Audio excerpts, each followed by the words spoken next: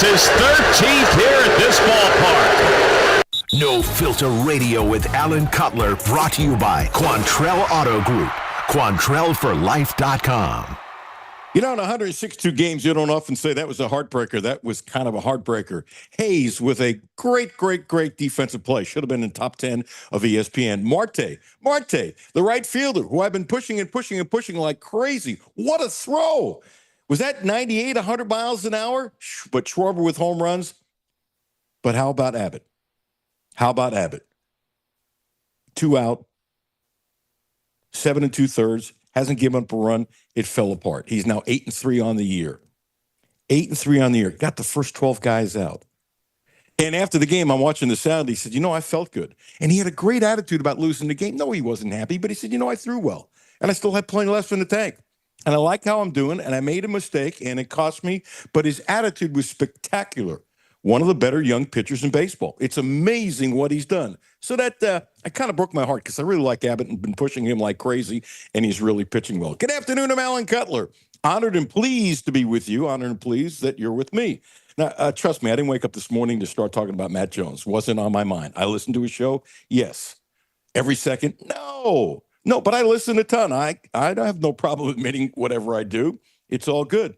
And lo and behold, and I got a whole bunch of messages he's talking about me while I was listening. So let me spell it out. I find all this humorous. I've said this many times. What that man has built is one of the great things in media in the last 15 years nationally. It's unfreaking believable. His ratings are off the charts. But I do poke at him. Like he did a rant the other day. He didn't know squat about what the hell he was talking about on baseball. And I don't care what he says because he doesn't know. He just doesn't know. That doesn't mean he doesn't have a great show. Look at the numbers. They're crazy good. They're off the charts. But sometimes they don't know. And to Shannon, the dude, you're right. I'm an old man. But you know what? There's a lot more people listening to the show than you have any idea because you don't know or don't do your homework. My ratings have gone up. My online thing has gone up tremendously. I was told by somebody who knows I'm trying to get double confirmation. We got a lot of good FM stations. We got a lot of good stations in the ALM communication. I'm number one online now. And I think my podcasts are by far number one. And when you put it all together, Matt Jones, you know about this, his podcast numbers are off the charts. My podcast numbers have gone up tremendously, thanks to you and you telling friends. So, Shannon, when you say no one's listening, you can kiss my you-know-what. I'm smiling because you're just wrong. It's okay to be wrong. I'm wrong. So, Drew, if you're listening, dude, I like you tremendously. But that's the truth. And from there, whatever. It's all good.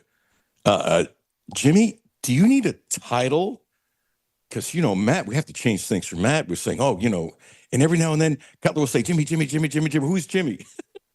Jimmy, would you like a title? You co-host the show from 10 to 12, right? You're a co-host. You're my producer. Would you like a special name? Would you like a special title? If you think of one that I like, we'll just do it.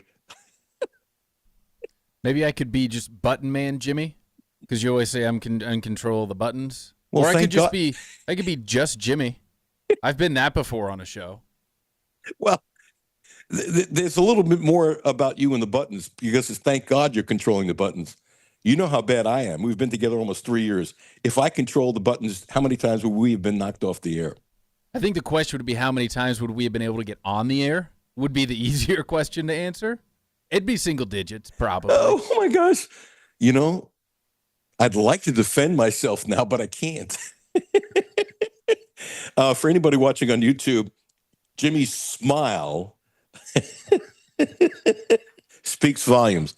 So I didn't know you needed a title. And I respect you. You know that. I've said it many, many times. Matt, give me a break, dude. Thanks for the free publicity. What you've done is unbelievable, but you ain't perfect. Neither am I. And Shannon, I am an old man, but this thing is growing more than you have any idea. And I'm appreciative of that.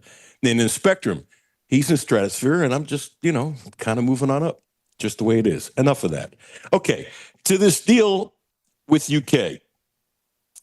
15 years, $465 million. 450 is 30, so that's over 30 million a year. It's like 33 million a year, and I'm sure it's stair-stepped and that kind of thing. And Kentucky and JMI have been together about 10 years, and so Mitch makes this humongous deal that'll go on probably past a lot of people at UK, and it guarantees Kentucky a lot of money. Let me tell you initially why I don't like it, okay? And I have history behind this, and I'm baffled by this. And I don't know if Mitch did this. I'm guessing he didn't, but if I'm wrong, I'm happy to say I'm wrong. In the history of college athletics, there is one king. There is one czar. There is one man who's greater than anybody else. There is no number two. He lives in Lexington. He pitched for UK. He loves UK as much as anyone. Jim Host. He's the king. He changed college athletics. All these schools making all this money, it started because of Jim Host. There's nobody who knows more. The good stuff, the bad stuff, the pitfalls. Jimmy, I would bet a cup of coffee that Mitch didn't call Jim Host. That's what I would bet. And if I'm wrong, I'm happy to say I'm wrong. Here's what bothers me about this deal. And I'll get into the fact there's a lot about JMI I don't know, so I'm not going to guess. But Jimmy, do I just call you Jimmy? Can I just call you Jimmy? If JMI is going to pay Kentucky $465 million, do you think JMI is going to make hundreds of millions of dollars on this deal? Why would they pay out $465 million if they're not going to make a couple $100 million, whatever their projection is? I don't know what it is. Not going to guess. But it's not like they're going to make $2 million off this deal. Jimmy, wouldn't you guess that if they can't make at least half of that, it's a bad business deal for them? Wouldn't you agree with that? Yeah, I think that for any type of business deal, that should be the minimum. Minimum. Bingo. So let me go back to my days in Cincinnati. I'm doing sports talk on 700 WLW, and it's not like the Reds can go anywhere else. Okay? 700 WLW is the only place for them to go. It's, as some lawyer once said, the heavy hitter. Okay? And then what the Reds did, which was actually really smart, they took the rights in-house. Now, they didn't really know how to do it, so what did they do? They then hire at least the top salesperson who was selling the Reds for 700 WLW. And I don't remember the numbers, so pardon me. But they brought in enough knowledge and sales ability that they just brought it in-house. Their thought process was, why should we give away this money? They put it in-house. And I don't know how many schools now and pro teams now keep it in-house. I do know in the last 10 years, it has changed. To what degree? I can't give you the numbers. I don't understand why everybody doesn't do it in-house. UK is leaving a ton of money on the table. A ton of money on the table. I know what I would have done. I'd have gone to Jim Host. And I would have seen about what would be the best way to structure an organization to bring it inside UK so that UK would do it. Why give JMI all that money? UK is trying to get more money like all these college teams with the NIL and paying players and all that kind of stuff. And now UK gets 465. What does JMI get? And by the way, I'm not ripping JMI. If they make $400 million on this deal, more power to them. There's not a negative bone where I'm coming from with JMI. Why did UK give up that money? I would like for someone to explain it to me. Besides that, it's easier. And if you want to give me this crap that UK doesn't have the experience or knowledge or wherewithal, I would say shut up to that. Seriously. There's a lot of smart people inside UK. You could find out how to put an organization together like this. You can. And bring it in-house. Now, would that be 100% what I would have done? Can't say that. But I got to tell you, if I'm running UK and I can't find the right people to report to me to put together an organization to keep it in-house, I got to find new people. So you can say, this is great. Come on, UK's getting over $30 million a year. Great. I'm baffled. Now, maybe they looked at it, because I don't know. Maybe they looked at it and said, we can't do it. We don't know how to do it. We'll take the bird in the hand. That's what companies like JMI does. That's what they do. Here's the other thing. Is this the only school that JMI has to deal with? No. Might there be some competition with some sponsors, national sponsors between two schools? And who wins out? Well, you say it's probably Kentucky basketball because Kentucky basketball is so big. Maybe yes. Maybe yes. Would I be seriously concerned about a conflict of interest? I would not. I would not. Would that be in the back of your head with any business deal? Slightly. Am I ripping JMI? I am not. It's called human nature. Deals are deals are deals are deals. Here's the other thing. And I don't have enough knowledge. And I'm not sure who does. Because 10 years ago, you could not have anticipated all this NIL stuff. What's going on now, I don't know a single person who thought it would be to the level it is now and how quickly it happened. Don't you agree with that? I don't know a single person. Not one. The way this thing has moved, and who knows where it's going to move 5 years from now. I don't know. And guess what? The people involved in athletics, they don't know either. They're trying to adjust to whatever the rules and regulations are, which is smart. But this thing moves all the time. So if they couldn't predict, and I couldn't predict, and you couldn't predict that 10 years ago this was going to happen, how the heck do you know what's going on 10 years from now? How do you know? Is it possible that the 30 million plus that Kentucky gets average per year, is it possible it ends up being a lot of money because this thing crashes? Could be. Could be. Would I guess? That's all I'm doing is guessing. Because I didn't guess 10 years ago everything that's happening now would happen. I didn't guess any of this. Was I surprised that players were starting to get played? No. Did I predict when it was going to happen? No, I had no idea. Is it possible? I want you to think about this. Is it possible that $30 million a year to the elite schools, this is Kentucky, this is an elite school, is it possible that $30 million a year puts Kentucky behind the 8 ball, not in front of the 8 ball? It is. It is. Look what Hayward is doing. This stuff happens all the time with the Pittsburgh Steelers. One of the great Steelers, by the way, and great in the community. I mean, he's been one of the great defensive players. And Jimmy, I'm sure you'll agree with that, right? And in the community and everything he does. And so he signed a 2-year contract. And he says when he signed this next year, he said, hey, when I'm an all-pro, I'm going to come back and try to negotiate. And he said they giggled at him. That's fine. That's neither here nor there. The point is he signed the contracts. What the hell do contracts mean today? Nothing. What do they mean? Really good player can say, I want more. Oftentimes they get it. Oftentimes they do not. Okay? And so what is the value of a contract? And it doesn't have the meaning it had before. It'll be fascinating to see about games. And he says he's willing to, if it changes his perception in the city of Pittsburgh where he's loved. I don't know. But the point is, he outplayed the value of the contract when he signed it. He knew that was possible. I can't remember. I think I read somewhere that his salary is equivalent to like the number 23 defensive lineman or something like that. And he's better than that, so therefore he wants more. Well, here's my question. Suppose he sucked last year. I mean, he's in his 30s. Suppose he started falling apart. Could happen. Happens to everybody. Father time always wins. Happens. He was really, really good last year. If he wasn't good, there are two issues. Any contract that's guaranteed, the team has to pay up. There's more guaranteed contracts now than ever before in football, and that's fine, but that's not the point. The second thing is, if he wasn't very good, guess what? The Steelers could cut him. They could cut him and have dead money on their balance sheet. Not going to get into that. They could have dead money on their balance sheet.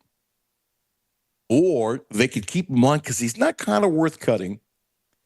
And he still has some value, and you're not sure how you're going to do it, and now you're overpaying. You're overpaying for the value of the player because in his 30s, he slipped. Does that happen? All the time. More so in baseball than football. All the time. Because they're more up to cut a guy. So I don't know. I really don't know what this means. I don't know how you can figure out 15 years from now, 465 is right. And I'm baffled. This was a wonderful opportunity. You think about it. UK had all this time to try to move this thing in-house. And by the way, if they were looking at it, do I think JMI would have found out about it? Absolutely. Nice to try to keep these things secret, but you know what? When you're looking at hiring people and all that kind of stuff, so they would have found out. And they could have said, hey, this is just business. We're looking at this. Might that have got him a better deal? Maybe. Might that have ticked him off? Maybe. So we'll see. We'll see. I can't imagine JMI is going to come on my show because we're not the UK station. As a matter of fact, and I'm not ripping anybody for this, but this is how it goes. Jeff Pecora and I have been friends for 1,000 years. He was my weekend guy about 1,000 years ago. He helped me get to Cincinnati. No question about it. Jeff's been a good friend, and his dad was wonderful. And so early on, I said, hey, Jeff, why don't you come do my show? He said, I'd love to, but I can't. You can't? Why? JMI, they won't let me because he does the games. I happen to think that's silly. It's JMI's rights. I even told Pick, don't even consider doing it because you can get in trouble. You're doing my talk show. You ain't getting paid for doing my talk show. We're just going to BS for a half hour. Don't mess up what you have. He wasn't going to do it anyway, but I even said, don't even dare doing it. I've told more than one person, don't do my show. Seriously, it's not in your best interest when something's explained to me. I'm not trying to hurt anybody here, not as a guest. My monologue is my monologue, but there are times I haven't asked some people some things who were the guests because it's a conversation and I knew I shouldn't go somewhere. I'm no filter, but that doesn't mean I'm going to mess with somebody's life and somebody's career, not as a guest. Not going to do it. Not going to do it. Not going to do it. Crazy. Last thing about why I do the show, and I've mentioned it before. And by now, Shannon, you've probably already tapped out. I do this show for me. I don't do it for my wife. I don't do it for Lynn Martin. I don't do it for Jimmy. I do it 100% for me. And I'm having a great time. And I don't give a rat's what anybody thinks. I appreciate everybody listening. I appreciate this thing growing. I appreciate asking you, and many of you tell me you have told a friend. Here's the beauty of the show for me. I've done sports my whole life. Since the late 1950s, I knew I was going to do something with this. I'm old. Shannon, you're right. I'm old. Okay? But Rags Rice is a great example. We lost Rag Rice the other day, and I talked about it. And without this show, there is no way that Rags would have said to me and Judy multiple times, many times, as we said back to him, that I love you. Wouldn't have happened. Wouldn't have happened. Not in a million years. We didn't have a relationship. Yeah, I met him, knew he's a really nice guy, but this show changed that. And this show has changed relationships with me tremendously and rekindled relationships tremendously. Give you one more. I do a lot of reading about old people because I'm an old person. And one of the things that I look at are what are some of the things that are attributes for people living a long life. I'm being serious. And if somebody 22 years old doesn't want to hear this, I get it. And so there's different, they're called the blue zones. And it wouldn't be the kind of thing, Jimmy, you've looked at because you're 1,000 years younger than me. Jimmy, have you even heard of the blue zones? Probably not. Not. Yeah, and there's no reason. So if you're my age, knowing you, you would know what it is. So there's different parts of the world. One of them is in Italy. There's different parts of the world where people live to be much longer. And what are the traits that helps them to be living longer? One of them is socialization. One of them is the relationship they have with people. You're not stuck inside. I feel sorry for someone who's my age, who's by themselves and kind of stuck inside and doesn't get out and those kinds of things. I don't know how you survive. I really don't. And for me, this show has been rekindling relationships with a lot of people from UK who I covered a long time ago. And many of whom I hadn't talked to in 30 years, and they want to do the show and want to come back. That's a blessing. That's a blessing. I am so lucky and blessed. It's unbelievable. I love doing this show for me. And if you're listening and you like it, I think that's beautiful. I really do. By the way, wish me luck today. I'm going back to the surgeon. I think I got 80 to 90% of my eyesight back. It's still not 100%. Going to get a checkup today and looking forward to getting good news. Good news. Now, Jimmy, did I rip anybody in the last 20 minutes? in your humble opinion? Did you rip anybody? No. I might have criticized. I don't think there was any ripping. There was no ripping. Do I think somebody at another station might take it that way? Sure. I want to play, Jimmy, a couple Zach Calzada sound bites. And look, we don't know what the hell's going on inside. We do know that, a couple times that they could be seen. You got two quarterbacks, Zach and Cutler did really, really well. Great. Who's doing well behind closed doors? Who's the best? I don't know. Not going to guess. But I've always believed this, and this has nothing to do with Cutler and Zach. You got Zach is what? I always forget. Is he 25 years old? You've only told me this about twice, Jimmy. 7th year of college football, I think, and 25 years old. And if He'll be 25 in November. And this is his 7th year, right? I always get the 24, 25, a number of years incorrect. Whatever. He's been around football for 1,000 years. And by the way, as we're going to start playing some sound until 12:30, I really like how he handled himself with the media the other day. Much better than his first press conference. Actually, he was very quarterback-ish. He was very much in control of himself. I really like his answers. He sounded like a veteran quarterback. The first time in front of the media, and I wasn't going to pick on him this, I thought he was nervous. Guess what? It's okay to be nervous. Wouldn't be okay to be nervous if you keep on doing media stuff. And he's done media stuff before. It's not like he's younger or something like that. But after the scrimmage on Saturday, he really handled himself much better, and I like that. He seems very comfortable in his own skin. I want you to put this theory in your head.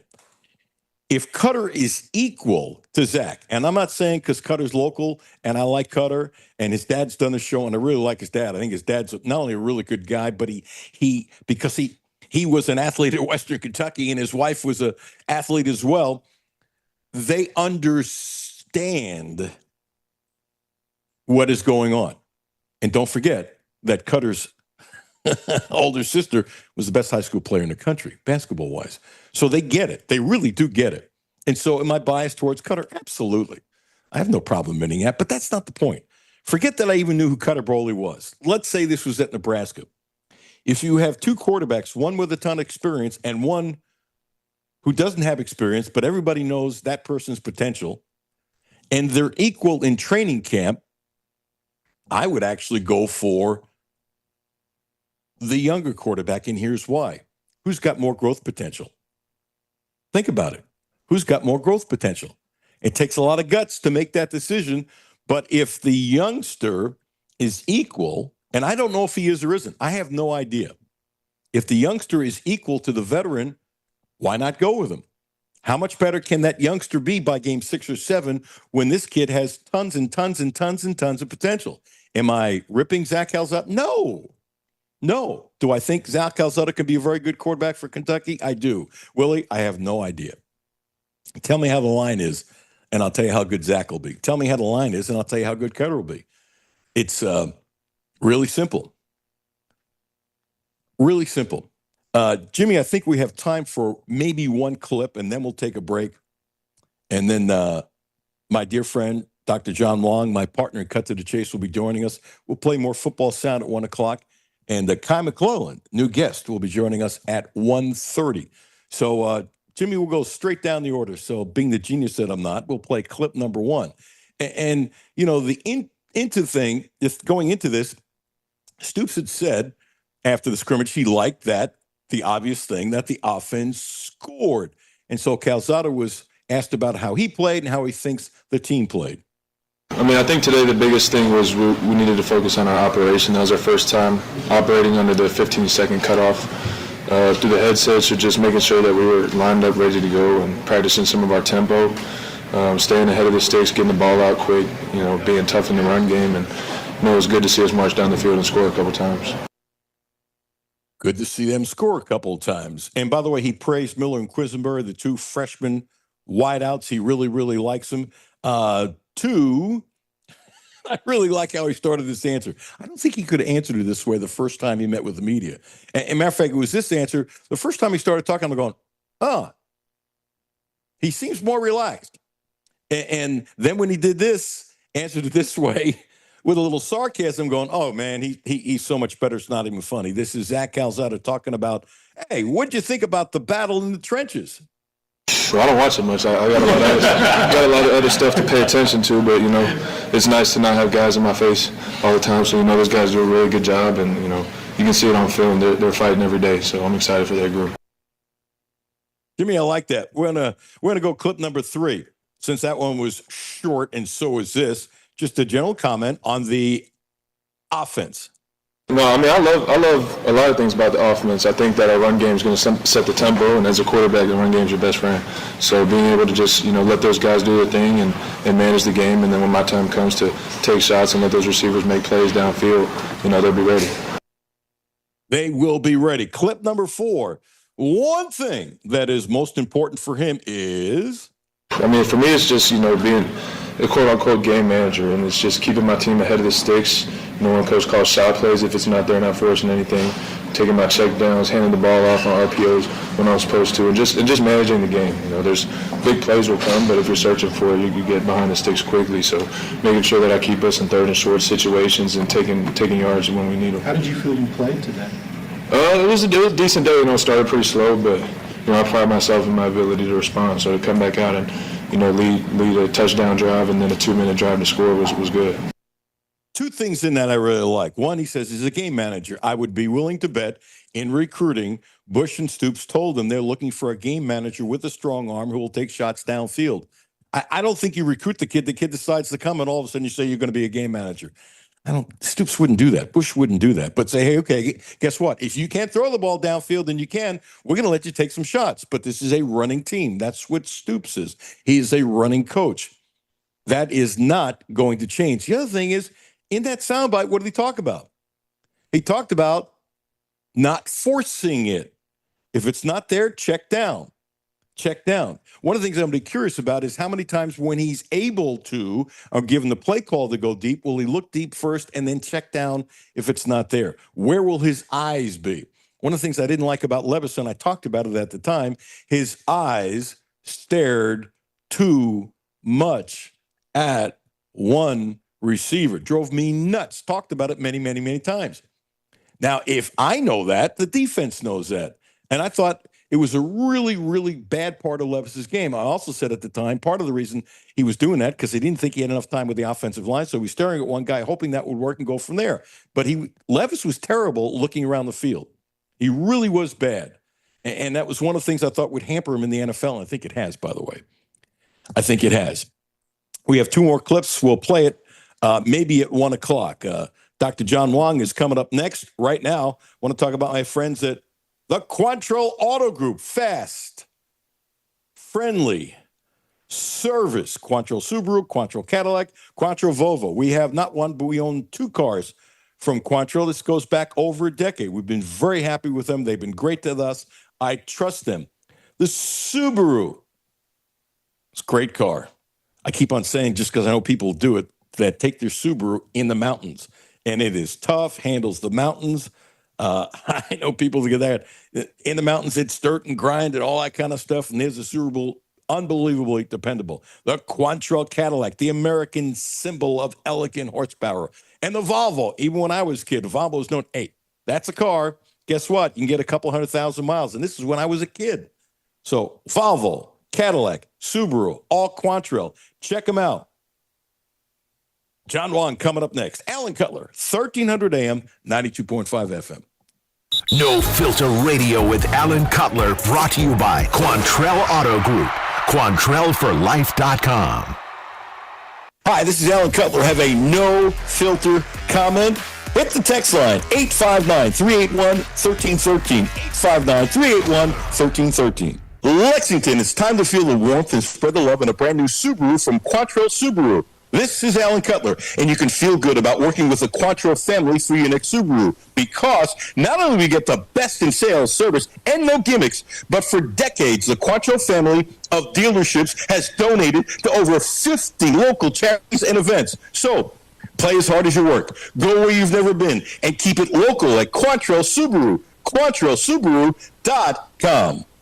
Houchins Insurance Group is proud to partner with Auto Owners Insurance, a company that provides opportunity for independent agents to make insurance simple for their clients, offering risk management services that range from a renter's policy for your college student to home and auto coverage for your entire family. Houchins Insurance Group assures you that nobody works harder to keep you protected from life's uncertainties. Reach out to AJ Boss or Zach Bennett at 859-263-2771 to see if Auto Owners Insurance makes sense for you. Hi, this is Patrick DiGiacomo, and this is why I would recommend Republic Bank. So, when the bank manager brought me over just to show me how their ITM works, he hit this button where an actual live person came on the screen, and she was so kind and helpful, and it just made me feel like, wow, I'm not dealing with just a machine, I'm dealing with somebody that's actually paying attention to what I'm doing, and it made me feel really good. And that's how Republic Bank helps their customers go from living to thriving. Learn more at republicbank.com. Member FDIC. It's summertime, and that means it's time to hit the road. Whether you're heading across town or across the state, going on a picnic, to a baseball game, or driving to the lake, stop by, fill up, and stock up at Clark's Pump and Shop, your road trip headquarters.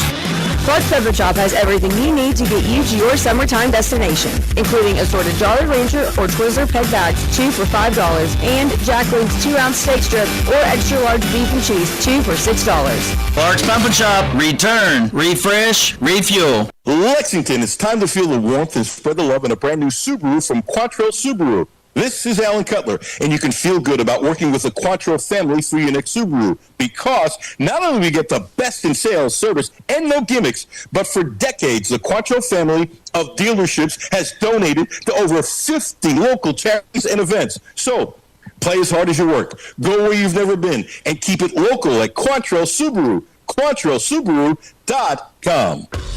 Back to No Filter Radio with Alan Cutler. Podcasts on Apple, Spotify, and Google, Monday through Friday. Welcome back. Alan Cutler, 1300 AM, 92.5 FM. Ladies and gentlemen, without further ado, the one, the only, Doc, I see you nose on up if you want to adjust your camera. There you go. Since now we're on YouTube live, we don't push. There's probably 12 people watching that kind of thing. I really don't want to push until we get it smoother. It's not smooth yet. Like right now, Jimmy is bigger than I am. Jimmy's not hosting the show, so I don't know what that looks on YouTube. But anyway, thank you for moving your face up. By the way, did you wear a different shirt today because you know we're on YouTube? No, I didn't. In fact, I was kind of aware that you were doing this YouTube thing because I think the first time I appeared on it was one of the first times that you mentioned that we were actually going to have video on this. So I didn't know. I thought about wearing maybe a coat and tie this time. I wanted to make sure that I was very, very presentable. But I have a bone to pick with you, Alan, right off the bat. Oh, my gosh. Okay. Yeah. Can I introduce you, or I can't even introduce you? No, you can't, because this is pretty pressing, because I got to get it off my chest. For somebody who supposedly doesn't give a hoot about what Matt Jones says, you sure as heck do talk a lot about him every time I tune in. Now, granted, I don't listen to every single show, but I would say the last 3 times that I've tuned in, there's been a Matt Jones mention. What gives, man? Well, I listen to his show, so I admit it. And when he says something stupid, I will pick on him. There's nothing wrong with that. And so I think that's kind of natural. Yet by the same token, I've said this ad nauseum, he's built an empire. I respect it tremendously. And there's a lot of things about sports he don't know squat. He did a baseball rant last week that was dumber than a box of rocks, and he wouldn't even let Ryan save him. And Ryan knows baseball, by the way. Not ripped for the sake of being ripped. No, I respect the dude. How could you not respect what the guy has built? So I'm not being sensitive. You can talk about something and comment about something and not being sensitive. And you know that, and you're just poking me. No, 3 for 3. I promise you, the last 3 times that I've tuned in, you've been talking Matt Jones. Now, I figure there's got to be something else going on between you two guys, right? Not really. I respect what he's done. The only thing I heard today, I didn't like what Shannon said, that nobody's listening. He said an old man that nobody listens to. So he's 1 for 2. Our ratings are improving tremendously. Okay, they're nothing compared to his. There will never be anything like his. But our online, I'm told it's the biggest in the whole LM cluster. Our podcasts are going up. So the only thing I didn't like when he said nobody's listening to me, that's BS. Now, is it anything like they have? No, I'm just honest. And Well, I'm not upset. So you're wrong, Doc. And you know me pretty well. You're just poking me. No, I think it's a good thing because I do feel a lot more comfortable coming on a show that I know nobody is listening to. I can say whatever I want, no filter, and nobody will even know. Guess what? Guess what? Hey, Jimmy, hang up on him because if nobody's listening, I'll just talk by myself. No, don't do that because I've got a lot of thoughts on. In fact, I've been busy all morning putting all my stop payment checks on all those checks that I've written to this Big Blue collective now that evidently is no longer here. It's JMI Collective. We've got to reevaluate. We have to reconsider right now. Did you hear my monologue when I talked about bringing it in-house and stuff like that with the Reds and the Bengals? Yeah, that was right like after you talked about Matt Jones. Okay, Yeah, so you were listening. By the way, you do know me well enough that this is just fun fodder up and back when I'm talking about Matt, as far as I'm concerned. I think you want the world to believe that, but maybe deep down inside, there might be a little bit more going on there. I don't know how many different languages I can tell you you're wrong. If it was something, and let's put it this way, if that was something about my kids or grandkids, would that have bothered me? Absolutely. Matt, no way. Yeah. There's nothing that Matt or Shannon or Drew could say that would upset me. It's possible, but I can't imagine. Really can't. So, sometimes as smart as you are, you're wrong. Let's get off that. Let's get into JMI. Enough of that.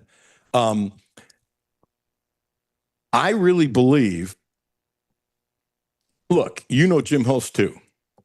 And I stand by this, and I've texted Jim, and he hasn't got back to me. Maybe we'll tonight or tomorrow. Jim always gets back to you. There's very few people that I have ever met in Lexington who I respect more than Jim Host. He is the king of college athletics. It seems to me, and maybe Mitch talked to him, so it's not fair for me to say something I don't know. I'm guessing he didn't. But it seems to me when you have a natural resource like Jim Host, who started this whole thing in college athletics, coaches started getting paid more money because of Jim Host.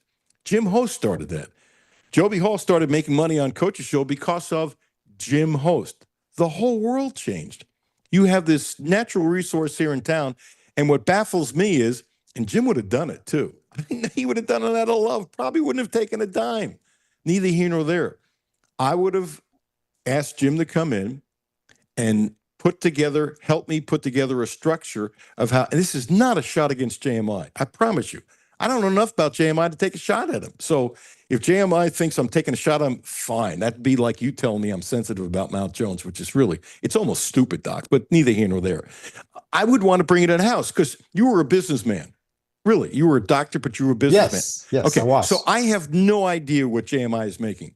But if they're going to pay UK $465 million over 15 years, is it safe to say they should make $465 million themselves or $300 million or something? The point is, whatever it is, and maybe you have a guess. I have no clue. Whatever it is, UK is leaving that money on the table. But UK obviously thinks that it's worth it. They're paying for the expertise of JMI coming in, or else why do it? They're not stupid. They're not going to give away money. But you asked the question, why is UK doing this? Well, the obvious thing is $500 million. Think about that. Not $500,000, $500 million. It's always about the money. And I don't care if you say it's short-term gain for long-term goals. It's a lot of money. It's $30 million a year. That pays for all the revenue sharing right off the bat. I mean, that's why they're doing it. It's the money. Okay, here's the point you're totally missing. And I don't have the answer, and I know you don't either. If 10 years ago you predicted what was happening today, you're the only person I know who did it. Here's what I don't know and you don't know. The contract is so long, the way inflation is, and at a certain point, rights fees can't continue to go up and up and up and up and up. I get that and you get that too. At a certain point, it's going to peak. When? I don't know.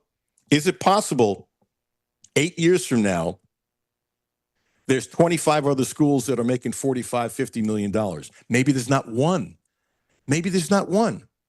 And so when you have a contract of this length, with the way that dollars have increased exponentially for rights fees, look at the rights fees 10 years ago. Look at them now. Look at the rights fees that probably will be 8-10 years from now. It's possible, and I don't know this, as huge as this $465 million is, it's possible it's a bad deal for UK. Now, what they're getting, and I respect that, is close to $500 million. That's a ton of money. I'm not sneezing over that. It's about $33 million bucks a year. That's great. What does that mean 8 years from now? How can anybody figure that out? I don't know. Point is this. When the Reds took it in-house, they didn't have the expertise. They knew they didn't have expertise. I can't think of her name, but a lady was the top salesman at 700 WLW for selling the Reds games for LW. They brought her in-house, paid her a lot of money. She was already making a lot of money. That brought in the what? Expertise. So the Reds were making, my understanding, a bunch more money. All I'm saying is this. Maybe they looked at it. Maybe Mitch didn't want to do it. I don't know. What I don't know. I'm just saying you can't sneeze at $465 million. You're absolutely right. But what if they could have structured it by bringing this in-house? Yeah, I think it certainly stifles some creativity also, because I know competition is always great. And when you have all these multiple facets of in-house competition, there's a greater chance that they're going to come up with better, more creative ideas. But they haven't done this. I mean, now through JMI, it's almost a monopolistic type of deal where JMI is the gatekeeper. We have given away the keys to the kingdom. And I'm like you, Alan, I'm not criticizing JMI. They're doing it for what they want to do, and that's to make money. I'm not certainly criticizing anybody on the periphery, but I think UK, they did it simply because it's a bird in the hand. It's a lot of money, and I think at the outset, it's probably a good deal, especially coming from somebody like Mitch Barnhart, who just 2 weeks ago looked us in the eye and told us, we don't know what the heck's going to go on. We don't have a governance structure in set place yet. And here they've gone ahead and they've looked down the line and they've structured a 15-year deal, which is essentially going to determine how all this is going to play out. So I don't know. I think this is one of these things. I'm glad I'm not signing the paychecks for this.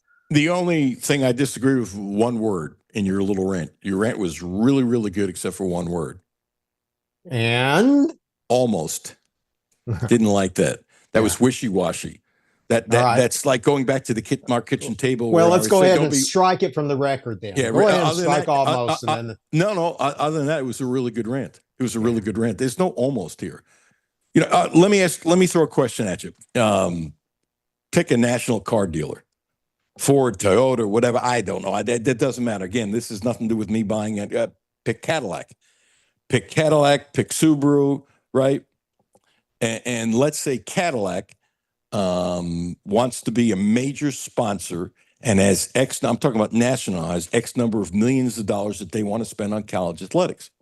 And let's say you have two schools that are battling for this, whether the schools know it or not, because JMI hands them things and stuff like that. And let's say for whatever reason, it's Kentucky and Duke and Oshkosh and the National Cadillac people. Well, maybe somebody inside would like that money to go to Duke instead of Kentucky, whether it's a fair deal or not. My question is, and I don't know this, could they be competing at times with other schools instead of, I make you, Dr. John Wong, if you had the expertise, actually, I'd like Jim Host from 40 years ago is what I would want, that you're only with your best interest taking care of UK. Will there be some times in this deal where they're talking to the same people for different schools? Absolutely. What does that mean? I don't know. Am I accusing anybody of anything? I am not. It is human nature with competition. There is a natural conflict of interest element that I think is going to really need to be explored throughout all of this. Not only in that situation that you talked about, but even within a particular school in which they're determining how to distribute all these money out to the different programs and to the different athletes. Here's where I think UK may not have wanted somebody like Jim Host to be in on this, because Jim actually favors this NIL scenario. He believes that this is giving an opportunity for student athletes the ability to complete their degrees, have that great college experience, everything that he may not have had during his time at school. But now with this structure in place, we're going to lose a little bit of that, because with UK and JMI being in bed together, and we both agree they're in bed together right now, right? For $468 million dollars. They're in bed together. They're going to end up putting the priority in the name of the university. They're not going to care so much about what's going to come down and trickle down to these individual student athletes anymore. That's going to be their primary purpose, is the university first. Everybody else gets all the crumbs. I'm not sure that's going to be a good thing. Well, I'm hopefully going to disagree with you, because if the crumbs go to the players, there ain't going to be no players. Because if they don't come up with the money, and they're going to want some exclusive contracts and stuff like that. And I get that with part of their sponsorship. It's pretty simple. If they don't get enough money for players, it doesn't matter if it's JMI, it doesn't matter if it's Jim Host, it doesn't matter if it's Dr. John Wong. If there isn't enough money for players, a lot of these players, you say, oh, it's Kentucky, I want to come here. A lot of the players just won't come here. That's just the reality of the situation. Whether they can do that or not, I don't know, but we will find out. Obviously, Mitch thinks that they can, and they've had a long relationship. And here's the thing. JMI is going to control so many things on campus that I don't even know. It's a lot more than sports with advertising and stuff like that. And by the way, I don't blame them. Seriously. No, I'm being serious. If I'm dishing out $33 million a year, which is the average, and it might be a sliding scale going up. I don't know if it's $20 million the first year, whatever. Some reporter will get in open records the breakout of what that is. It's going to happen, but it's averaging $33 million a year. Yeah. I can't imagine it's $33 million the first year. The way contracts are stair step and stuff like that. I wouldn't be surprised if it was $15 million the first year. Anyway, so it goes up to 50 or whatever at the end. Point is this: they are controlling so much, and if you think about it, the value of an athletics director just has gone down the last 6 months, right? Oh, yeah, he's a second bit player. He's a B actor right now. And by the way, that's not a shot against Mitch. It is comment. No, it's a comment about the position has been degraded tremendously in the last 4 or 5 years. Tremendously in the last 4 or 5 years. And I wonder if athletics directors' salaries will start going down, because why do you want to pay a person, male or female, that much money when they really have a lot less to do with the corporation? And I don't know this, but I know something about money, and you know something about money.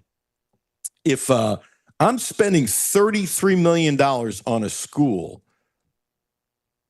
can you see, hang on. Shh. Can you see JMI having a say-so into what coach gets hired, and how about what coach gets fired? How about this? You got a coach, and this is not, don't think I'm making a comment about Stoops or anything. I'm not. So don't take it that way. You can, I'd tell you to shut up. How about this? You have a coach that's doing a bad job, right? Now it's JMI's job, because they got to cover their fanny, because they got a $33 million nut to pay, plus all their people too. That's a very serious nut, which I'm sure their bean counters went over like crazy. I'm sure that this deal, I wonder if it's been in the work for months. You don't do this deal on a napkin over the last weekend. Hang on. I wonder if there's a coach at a school, whether it's Kentucky or anybody else, that the coach has bad karma in the community. Again, I'm not talking about UK.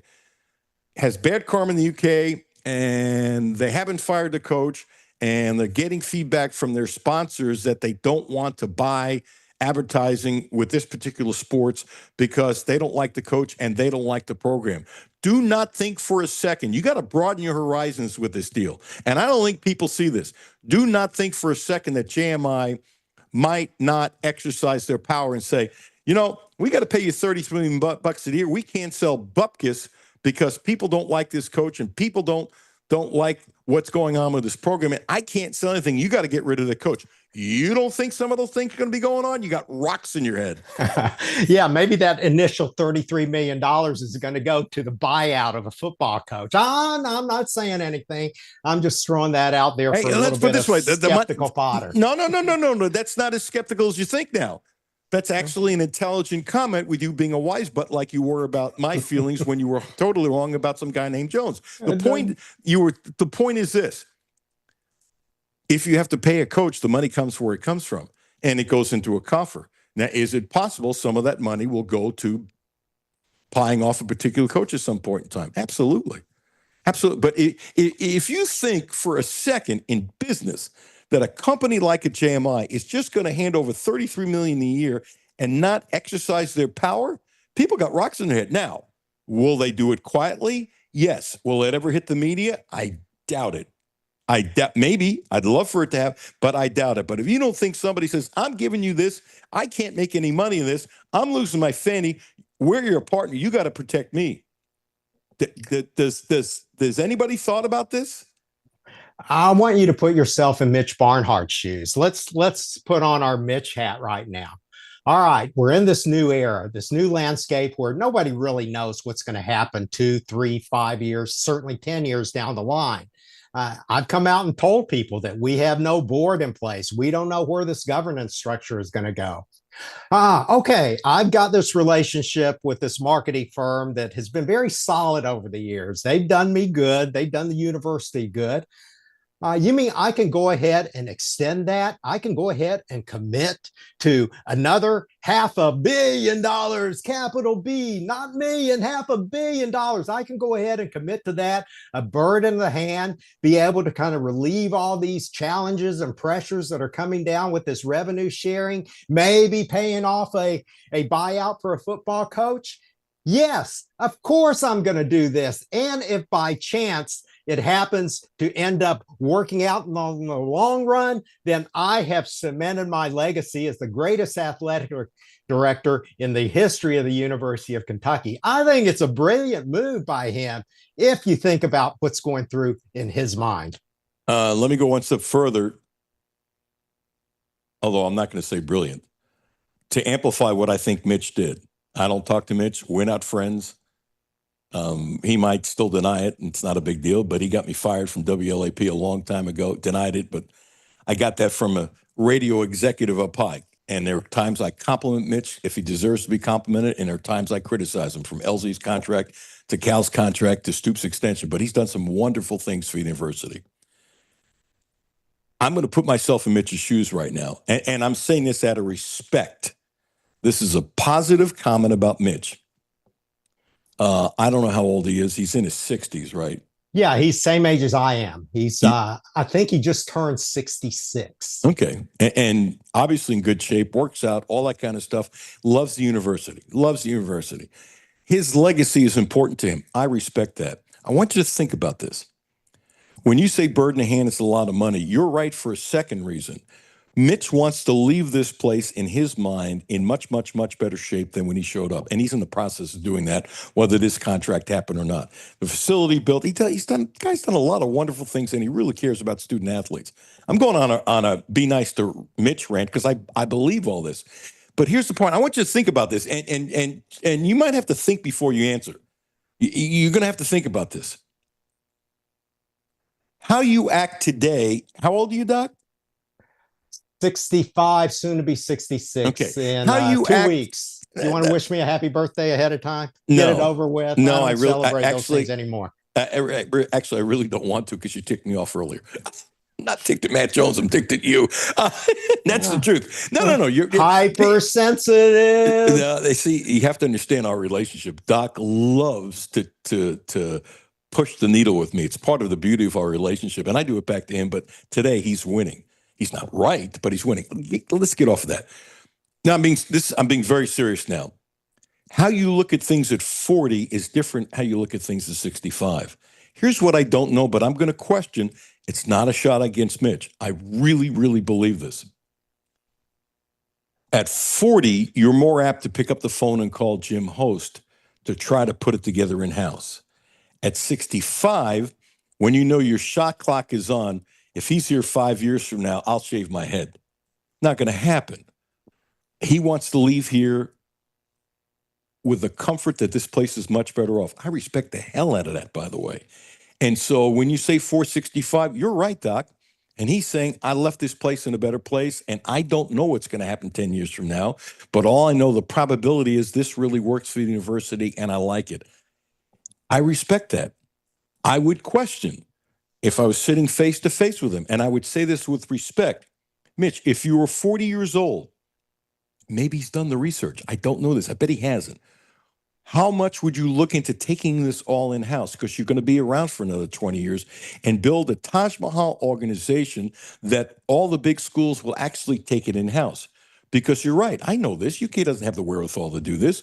But if, I can't think of Karen's last name, but if the Reds could hire this great salesman from 700 WW to bring it in-house and she showed him how to run it and the Reds made more money, why can't UK do the same thing?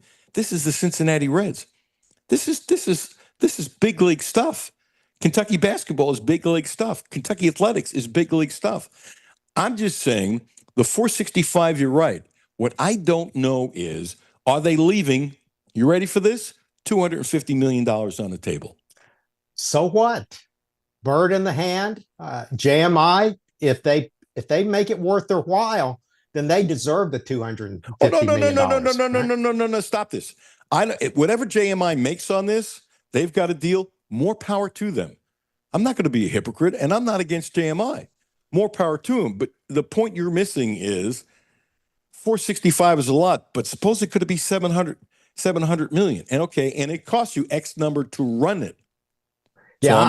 I'm surprised you're thinking that way, because the one element that you haven't talked about is the relationship, the trust that Mitch, the university, and JMI have evidently developed over the course of time. I mean, obviously, they wouldn't have extended this contract, made up all these new figures if they didn't trust each other, if they weren't satisfied with what each party has given the other. So I don't think it's a matter of what's the difference between a 40-year-old Mitch Barnhart and a 65-year-old Mitch Barnhart. I think the issue is, okay, how many years have Barnhart and JMI been together? How much do they trust in taking this relationship forward?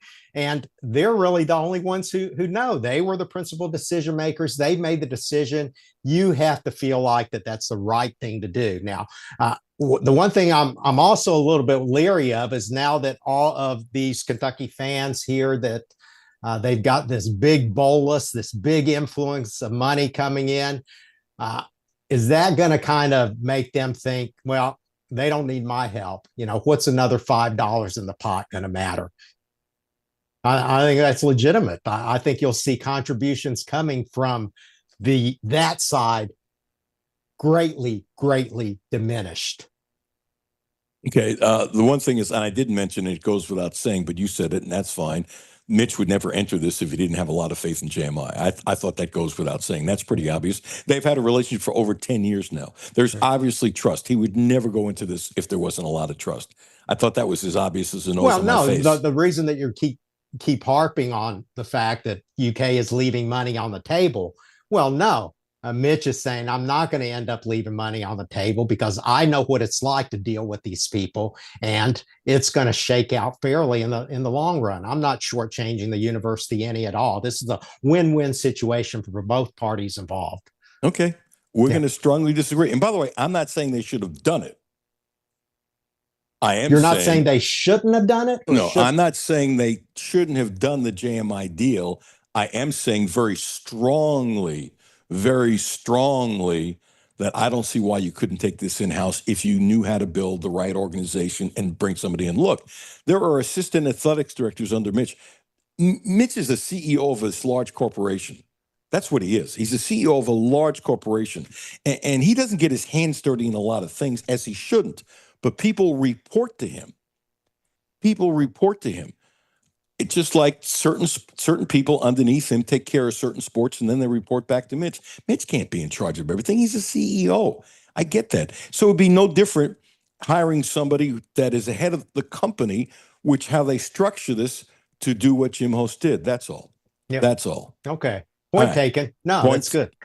Okay. And good discussion. Yes. I enjoyed that. You got time? I got to take a commercial break. You got time, and I want to talk a little UK football? Yeah, sure. You sure? Yeah, that's the important thing in life, right?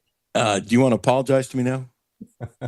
I'm sorry. And for those who aren't watching on YouTube, the one or two people who are, you'll see that I'm bowing down. And I think we had 11 giving yesterday.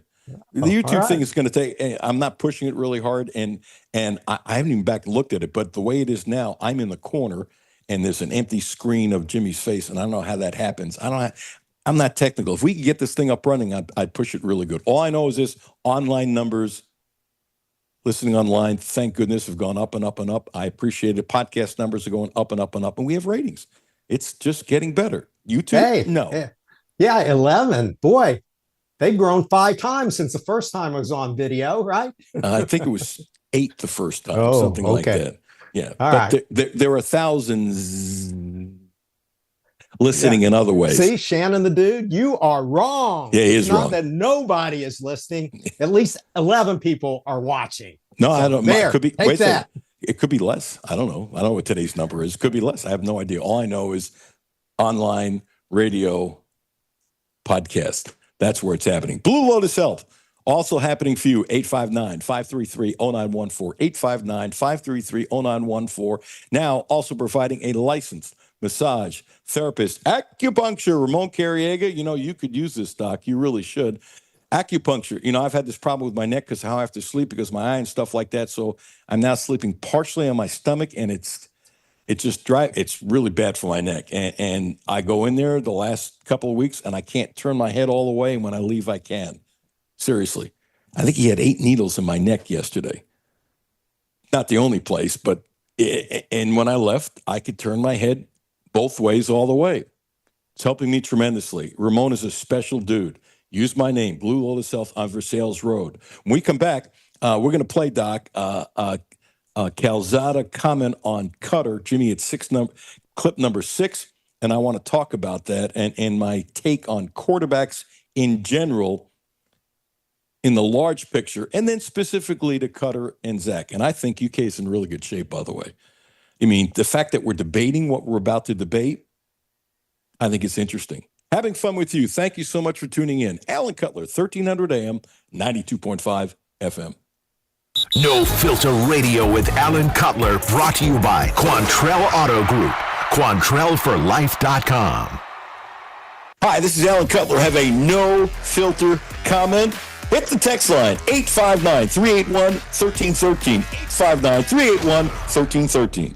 It's summertime, and that means it's time to hit the road. Whether you're heading across town or across the state, going on a picnic, to a baseball game, or driving to the lake, stop by, fill up, and stock up at Clark's Pump and Shop, your road trip headquarters. Clark's Pep and Shop has everything you need to get you to your summertime destination, including assorted Milky Way, Snickers, or Twix share-sized candy bars, 2 for $4, and Combo's 5-ounce bags, 2 for $5. Clark's Pump and Shop. Return, refresh, refuel. Lexington, it's time to feel the warmth and spread the love in a brand new Subaru from Quantrell Subaru. This is Alan Cutler, and you can feel good about working with the Quantrell family for your next Subaru because not only do we get the best in sales, service, and no gimmicks, but for decades, the Quantrell family of dealerships has donated to over 50 local charities and events. So, play as hard as you work. Go where you've never been and keep it local at Quantrell Subaru. QuantrellSubaru.com. Hi, this is Patrick DiGiacomo, and this is why I would recommend Republic Bank. So, when the bank manager brought me over just to show me how their ITM works, he hit this button where an actual live person came on the screen, and she was so kind and helpful, and it just made me feel like, wow, I'm not dealing with just a machine, I'm dealing with somebody that's actually paying attention to what I'm doing, and it made me feel really good. And that's how Republic Bank helps their customers go from living to thriving. Learn more at republicbank.com. Member FDIC. W223CV Lexington. ESPN Sports Radio 1300 and 92.5. WLXG Lexington, an LM Communications broadcasting station.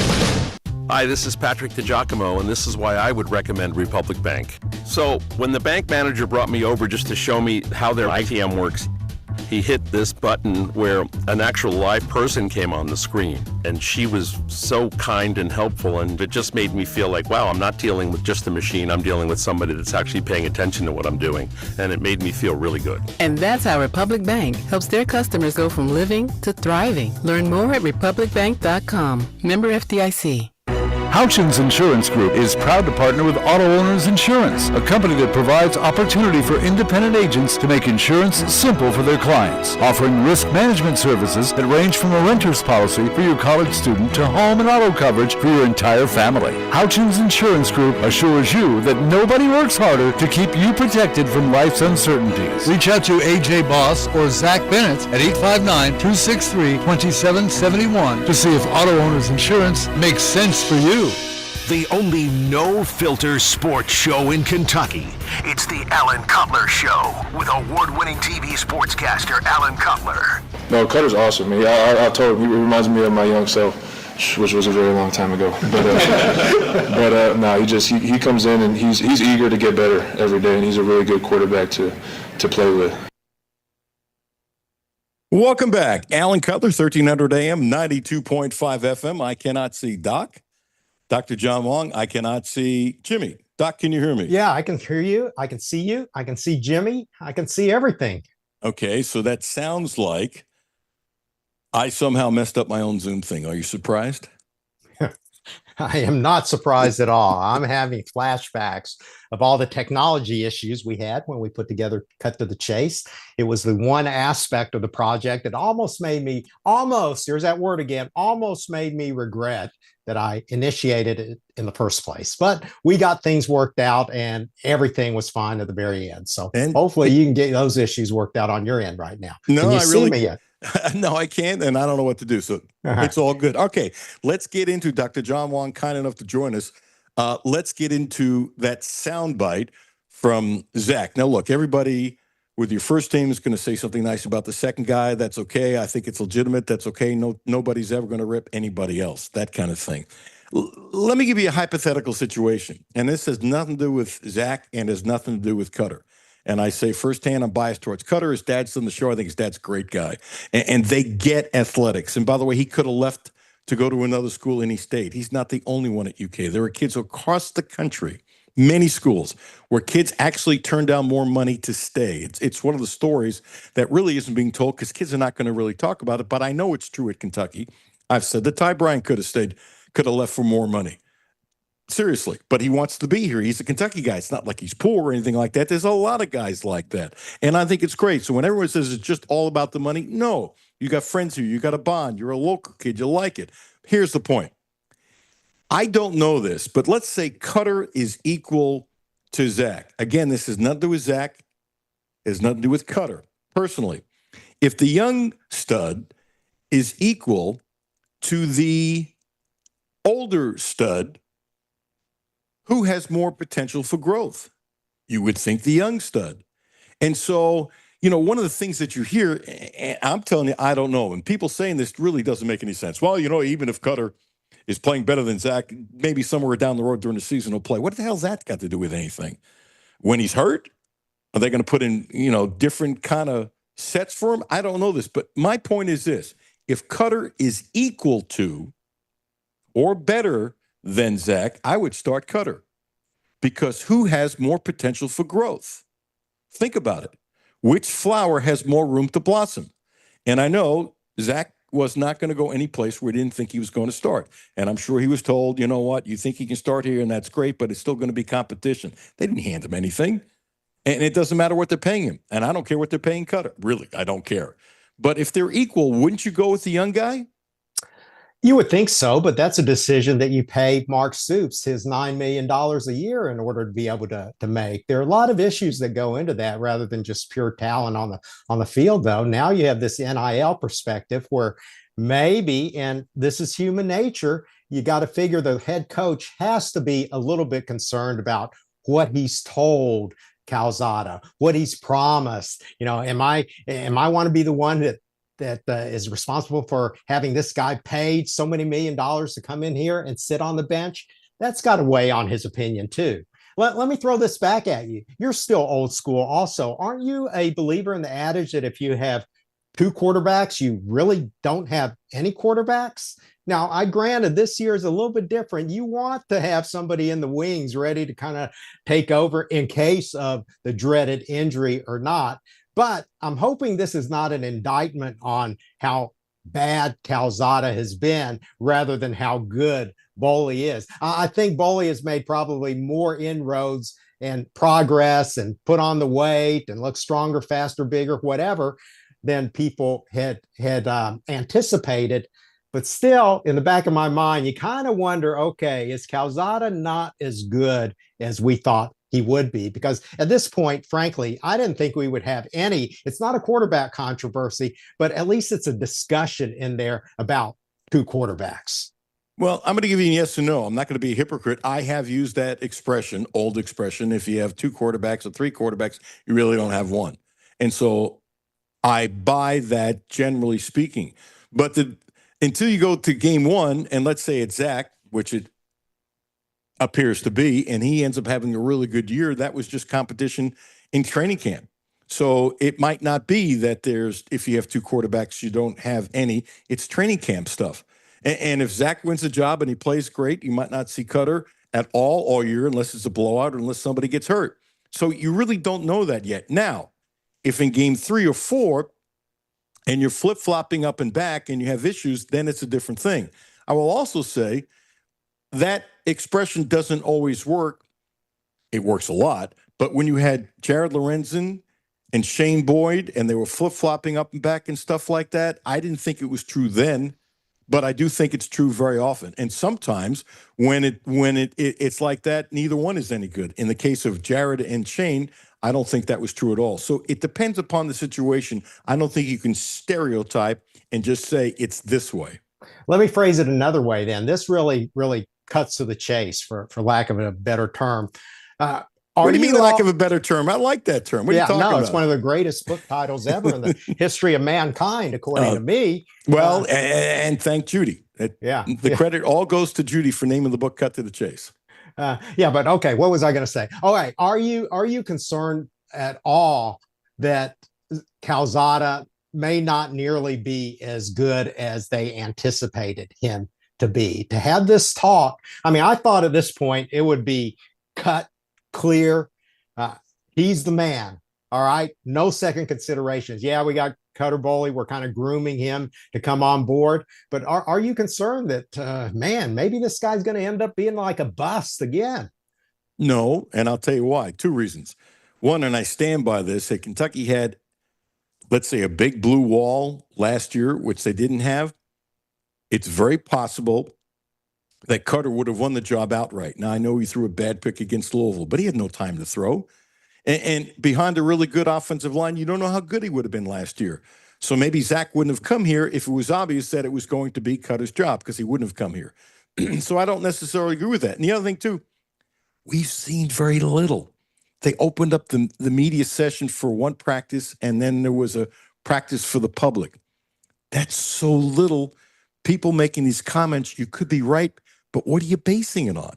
We have no knowledge. Well, even Calzada's recent comments have kind of added a little bit more fuel to the fire, at least in my mind, when he starts talking about being this game manager, which usually, as you know, has a negative connotation associated with it. Now, granted, in his case, we knew he wasn't going to come in here and be a gunslinger, but to already be talking about managing the game and with Boley kind of making these huge, tremendous strides, quarterback is super important. You don't need me to tell you that. It's probably the most important issue of this team right now. I know the O-line's important, but we got to give credence to this quarterback position.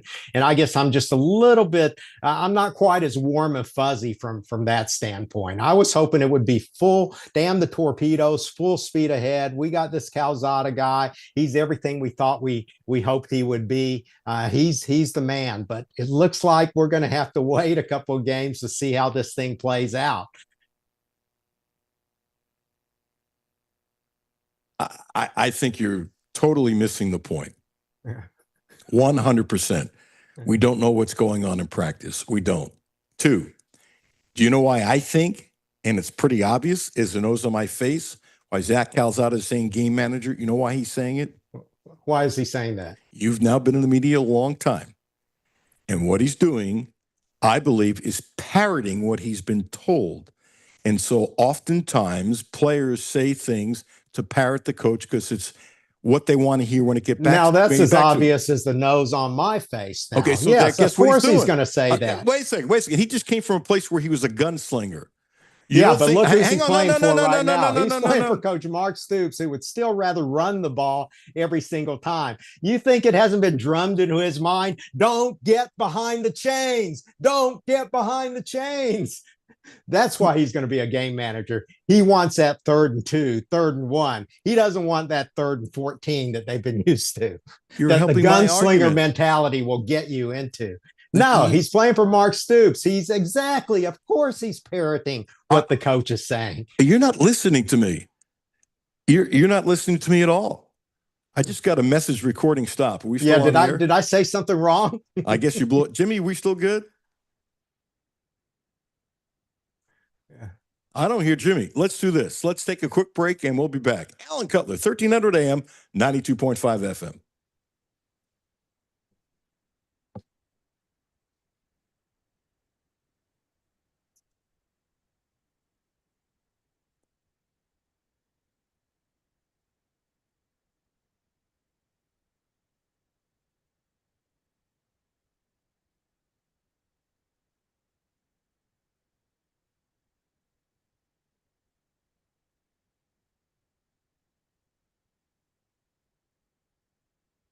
Doc, can you hear me? I can hear you. I don't see.